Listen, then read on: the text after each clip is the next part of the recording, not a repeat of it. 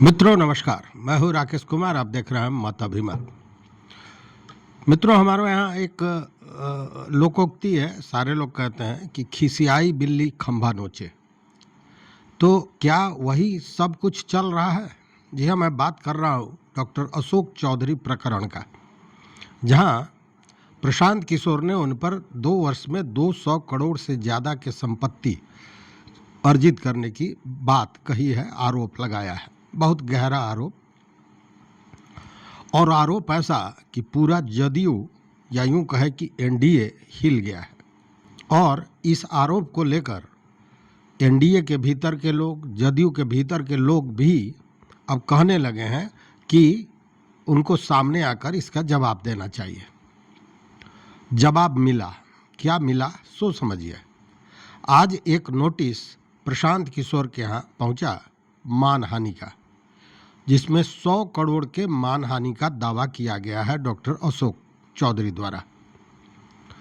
मतलब कि यह जो सार्वजनिक ढंग से प्रेस कॉन्फ्रेंस करके जो प्रशांत किशोर ने आरोप लगाए हैं, उसका जवाब नोटिस के माध्यम से दिया गया है।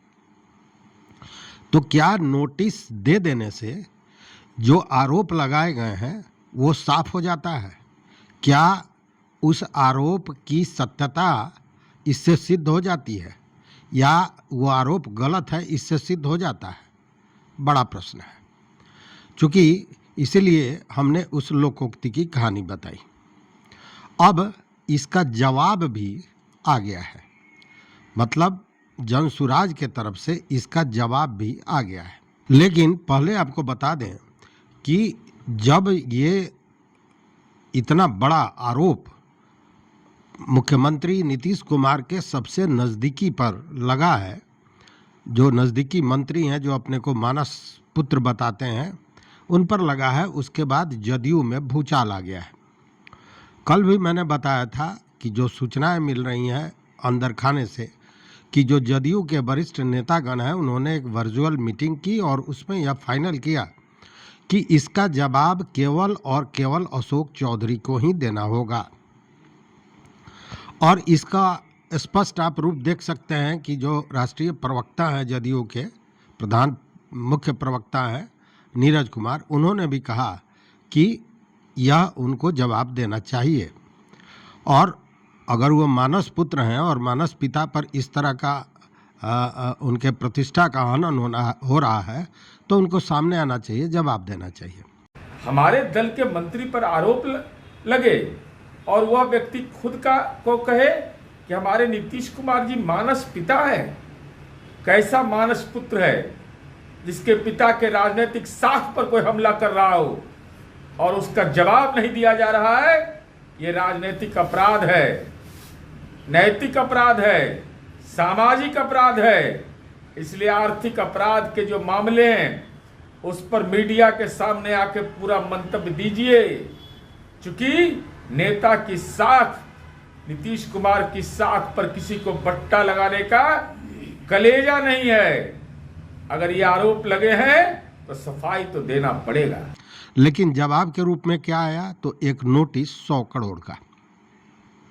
अब दूसरी ओर देख लीजिए, भाजपा के जो पूर्व सांसद आर.के. सिंह रहे हैं, उन्होंने भी इस पर तल्खी के साथ कहा है कि यह जवाब उनको देना चाहिए। साथ में यह भी कहा कि गलत लोग जिन जिन पर आरोप लगा है, उन्होंने तो भाजपा के नेताओं को भी इसमें समेट लिया कि उनको स्पष्ट करना चाहिए, क्योंकि इससे भाजपा का ग्राफ गिर रहा है, प्रतिष्ठा का हनन हो रहा है। लेकिन इस पे जनसुराज के जो प्रवक्ता हैं, राष्ट्रीय प्रवक्ता हैं, महासचिव भी हैं, जो भारत के बड़े डिप्लोमेट भी रह चुके हैं, कई देशों में वो एम्बेसडर रह चुके हैं, पवन वर्मा, उन्होंने इसका जवाब दिया एक प्रेस कॉन्फ्रेंस में। और उन्होंने साफ ये कहा कि इस नोटिस का तो प्रशांत किशोर स्वागत करेंगे। और साथ में उन्होंने यह भी कहा, पूरा खुलासा करते हुए, कि अगर यह आरोप गलत है तो उनको भी प्रशांत किशोर की तरह एक प्रेस कॉन्फ्रेंस करके सारी बातों को सामने रखना चाहिए। तो वो ये कर नहीं रहे हैं। और माफ़ी मांगने की बात जब हुई तो उन्होंने कहा कि प्रशांत किशोर और माफ़ी कुछ अटपटा नहीं लग रहा है। मतलब कि किसी भी स्थिति में माफ़ी मांगने जैसी कोई बात नहीं है। और इस पर तो यहाँ तक कह दिया कि अभी तो ये फुलझड़ी है, बम का धमाका तो इसके बाद होगा। मतलब कि चीज़ें अभी भीतर खाने और भी हैं जिनका खुलासा हो सकता है। अगर प्रशांत किशोर को छेड़ा गया तो वो छोड़ेंगे नहीं, कहने का मतलब यही है। अब ये जो पवन वर्मा जी हैं उन्होंने क्या कहा इस बिंदु पर, उनके प्रेस कॉन्फ्रेंस का एक छोटा सा हिस्सा यह देख लीजिए पहले आप। तौर पर 100 करोड़ रुपए की मनहानि की अभी नोटिस दिया गया अशोक चौधरी के द्वारा, क्या कहेंगे? आज नोटिस मिला होगा। वो नोटिस का आना तो मैं समझता हूँ प्रशांत किशोर उसका स्वागत करें, क्योंकि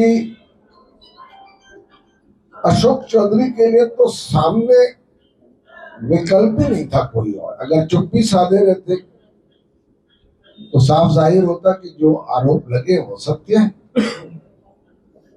उनके पार्टी के स्वयं प्रवक्ता नीरज कुमार ने कह दिया कि वो खुद अकेले जवाबदेही दे, सार्वजनिक जीवन में ये बनता है। तो उन्होंने एक बड़ा रकम लगा के 100 करोड़ की एक मानहानि का नोटिस भेज दिया। मैं समझता कि अगर उनके पास वाकई स्पष्टीकरण की गुंजाइश होती तो जो आरोप लगे हैं उनके खिलाफ वो जो सत्य है, अगर उनके पास सत्य होता तो वो पेश करते, वो भी एक प्रेस कॉन्फ्रेंस करते कि नहीं ये दस्तावेज गलत है, इतनी संपत्ति या जमीन खरीदी नहीं गई है इस समय सीमा, नहीं ये मेरे पीए की जमीन थी ही नहीं जो कि मैंने उसने खरीदी, फिर मेरी बेटी को गई, फिर मेरे पास आई। एक प्रेस कॉन्फ्रेंस करे ना। प्रशांत किशोर ने एक प्रेस वार्ता में तथ्य और तर्क सामने रखे। तो क्या इसका प्रशांत किशोर उत्तर देंगे या माफी मांग लेंगे? प्रशांत किशोर और माफी थोड़ा सा आपको अटपटा नहीं लगता? प्रशांत किशोर बिना प्रमाण और सबूत के आज तक सार्वजनिक जीवन में जब से वो राजनीति में आए वो करते ही नहीं, और वो भी इस माध्यम से कि एक प्रेस कॉन्फ्रेंस के थ्रू। हमारे पास और उनके पास सारे सबूत हैं, दस्तावेज है। अभी तो उन्होंने कहा ये फुलझड़ी है जिस पर मानहानि का दावा अशोक चौधरी ने फड़फड़ाहट में कर दिया है। किसी तरह अपनी छवि को बचाने के लिए चुनाव के पहले ये तो उन्होंने खुद कहा है प्रशांत किशोर ने, ये तो फुलझड़ी है, बम तो आगे फूटेंगे। क्योंकि ये एक व्यक्तिगत भ्रष्टाचार की बात नहीं है, ये एक सिस्टम की भ्रष्टाचार है जो कटघरे में खड़ा किया जाएगा, क्योंकि ये बिहार के लूट में लगे हुए, जनता के पैसे की लूट में लगे हुए, और उस पर सवाल खड़ा करना किसी का भी राजनीतिक जीवन में जो एक दूसरे विकल्प की बात कर रहा है, बदलाव की बात कर रहा है, जो जन स्वराज कर रही है, उसके लिए अनिवार्य है। तो मानहानि का वो नोटिस भेजे। प्रशांत किशोर कोई माफी नहीं मांगने वाले, उसका उत्तर भी मिलेगा, केस भी फाइल कर दे तो कोर्ट में भी लड़ा जाएगा। पर मैं समझता हूं कि अगर वो अपने को इतना ही साफ सुथरा मानते हैं और उनको इतनी बड़ी मानहानि हुई है कि 100 करोड़ का उस पर दाम लगा दिया, साफ बड़े संपत्ति वाले आदमी। तो देखा आपने। अब एक सवाल उठता है, आपके मन में भी होगा, हमारे मन में भी निकल रहा था कि आखिर ये बम क्या है। तो बम तो है और बम बड़ा है। देखिए, ग्रामीण कार्य विभाग में ये मंत्री रहे, उसके पहले तो अन्य जगह पर भी थे। तो ग्रामीण कार्य विभाग में जहाँ ये मंत्री हैं, इनके एक निजी सहायक भी रहते थे, पहले थे, जो अब नहीं हैं, जिनका नाम प्रशांत किशोर ने लिया भी है। उनके साथ कुछ दुर्व्यवहार हुआ और उनको निकाला गया। और उसके पीछे कारण यह है, बताते हैं कि डॉक्टर अशोक चौधरी का एक करीबी रिश्तेदार भी उसी विभाग में एक ओहदे पर है। ओहदे पर मतलब बड़े पद पर नहीं है, पद तो बहुत बड़ा नहीं है, लेकिन ओहदा, उसकी पहुंच बहुत बड़ी है, उसकी पकड़ बहुत बड़ी है। और इन सारे खेल को रचने वाला वही व्यक्ति बताया जाता है। इतना ही नहीं, उसके साथ अभी आपने जो ग्रामीण कार्य विभाग का इंजीनियर विनोद कुमार के यहाँ जो छापेमारी हुई और अथाह पैसा मिला, उन सारे लोगों का लिंक बताया जा रहा है कि साथ है। तो इसके लिए तो अब सवाल है कि वो तो सत्ताधारी दल के लोग हैं और सत्ता में नीतीश कुमार हैं, जदयू की सरकार है, एनडीए की सरकार है, भाजपा की सरकार है, और इन्हीं लोगों पर इस तरह के आरोप लगा रहे हैं। नहीं तो इसका तो सीधा सा उपाय था कि ईडी सारे लोगों को पकड़ती, पूछताछ करती, सारी चीज़ें सामने आ जाती, लेकिन ऐसा होने वाला नहीं है। अब फेस सेविंग डिवाइस के रूप में यह नोटिस भेजा जा रहा है। और बड़ी अच्छी बात पवन वर्मा ने कही कि भाई वो कितने पैसे वाले हैं कि 100 करोड़ के मानहानि का मुकदमा किया। मतलब यहाँ भी यह बताने की कोशिश की गई है कि वो कितने धनवान हैं, कितना पैसा अकूत संपत्ति के वो मालिक हैं। कहने का मतलब कि यह जवाब सामने आकर देने के बजाय नोटिस से इस बात को अगर कोई यह समझ रहा है कि इसकी लीपापोती हो सकती है, तो यह संभव नहीं है।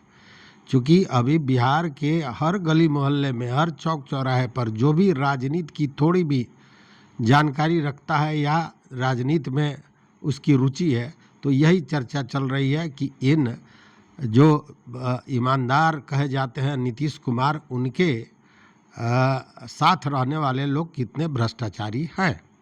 यही चर्चा चल रही है। और ग्राफ तो निश्चित रूप से नीचे गिर रहा है, इसमें भी कहीं शक नहीं है। लेकिन कुछ चीज़ें और भी आ रही हैं। बताते हैं, कुछ लोगों का यह भी मानना है कि नीतीश जी का कुछ वैसा नस अशोक चौधरी ने पकड़ रखा है जिसके चलते अब तक कार्रवाई नहीं हुई है। अन्यथा नहीं तो नीतीश कुमार अब तक उन पर कार्रवाई कर दिए होते, उनकी कुर्सी छीन गई होती। हालांकि छीनी जाएगी देर सवेर, चूँकि सारे जदयू के नेता का यही सोच है कि अगर वो सामने आकर जवाब नहीं देते हैं तो उनको उन पर कार्रवाई होगी भी। अब ये दूसरी बात है कि अशोक चौधरी तो सामने नहीं आ रहे हैं, हाँ उनके कुछ करीबी लोग सामने आ रहे हैं। एक चैनल पर शाम में पटना के ही हैं छोटू सिंह उर्फ अरविंद सिंह, वो आए और उन्होंने अशोक चौधरी को राफ साफ बताते हुए कहा कि यह सब षड्यंत्र है और यह सब गलत आरोप है, ऐसा कुछ है ही नहीं। मतलब कि सफाई वो अपने नहीं दे के पार्टी का कोई दे नहीं रहा है, प्रवक्ता कोई सफाई दे नहीं रहा है, तो दूसरे लोगों से अब यह सफाई दिलाई जा रही है, लेकिन इसका कोई माने मतलब बनता नहीं है। अब देखिए कि जो नोटिस दिया गया है इस पर प्रशांत किशोर का क्या रिएक्शन होता है और वह बम कब फटता है, यह भी इंतज़ार करना पड़ेगा, देखना पड़ेगा। तो इस वीडियो में बस इतना ही। देखते रहिए मत अभिमत। मित्रों, चैनल पर नए हो तो सब्सक्राइब कीजिए, लाइक कीजिए, दोस्तों के साथ शेयर कीजिए और अपना विचार जरूर दीजिए। बहुत बहुत धन्यवाद, कोटिशः आभार।